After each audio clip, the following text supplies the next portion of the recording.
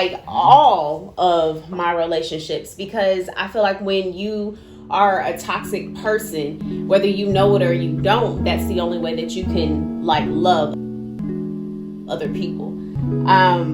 And so just being like very vulnerable, I have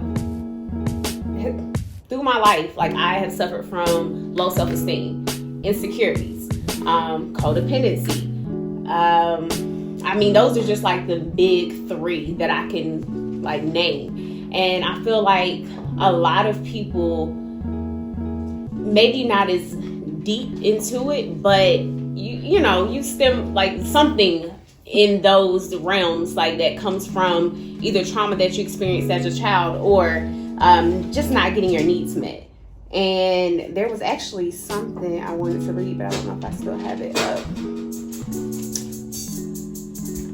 I don't see it right away. Oh, here it is.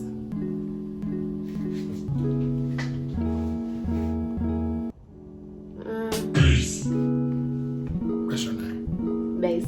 Yes. Okay, no, I don't necessarily see it right away, but I would say that the root is fear of rejection, right? Fear of the unknown. You don't know how people are going to receive you. Pretty much what AR said earlier, just about trying to be liked by everyone. I feel like that comes from a place of, maybe you getting picked last, if with PE at school, on a basketball team, or your parents not necessarily having a whole lot of time for you, or you have a lot of siblings that maybe have needed other attention, or not necessarily having a good relationship with your dad. I'm getting deep. It's Mental Health Awareness Month. And so I say like all of those things contribute to insecurities that a lot of people don't know that they have until you get into a relationship and you unknowingly put all these expectations on someone else, and when they can't meet it, now your relationship is over. And instead of trying to figure out why it's over, you just think it's the person, and so you go into the next relationship. Well, it's still that person, and I'll be happy when I find someone who can serve every need that I have. And you will never find that.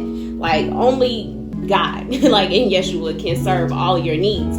But it's important to understand who you are and what you need, because we are made to be needy people. And it's not wrong to have needs, but you have to unlearn how to get them met in a healthy way. And so I do have something else I want to read, and then I'm going to open it up to you all. I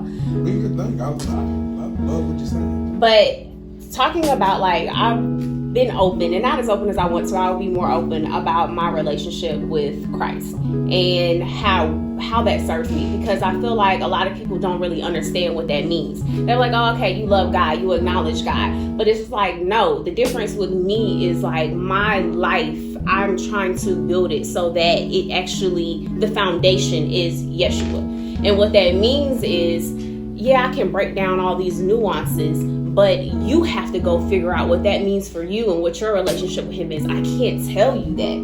And so it says, there's a devotion I was reading. It was like, we can all be remade into new selves, true selves, but God won't force change upon us. So I feel like that's the victim mentality that we like to have, that, oh, God really wanted me to do this. He would just, show up and make me do it. No, that's not how he works. He's a long-suffering God. He gonna let you make your own choices. He gonna watch you hang yourself with that long rope until you get tired of your own BS.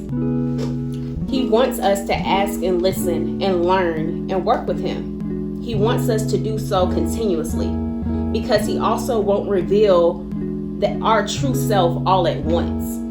That's why he wants a relationship with us. You don't find everything you want to know about the person you're in a relationship with at one time. You got to put in that work. You got to put in that time and that effort, and you will get to know them, and they will get to know you over time to just make that bond a lot stronger.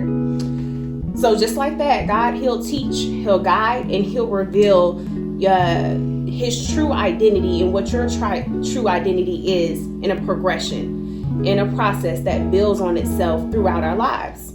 How this actually happens will be different for each of us. We're new creatures when you accept Christ as your personal savior, which means that he is the Lord over your life, which means that you make decisions that will glorify him, not because what I was debating earlier, not because of a law, but because out of love, out of grace. But we're also unique too.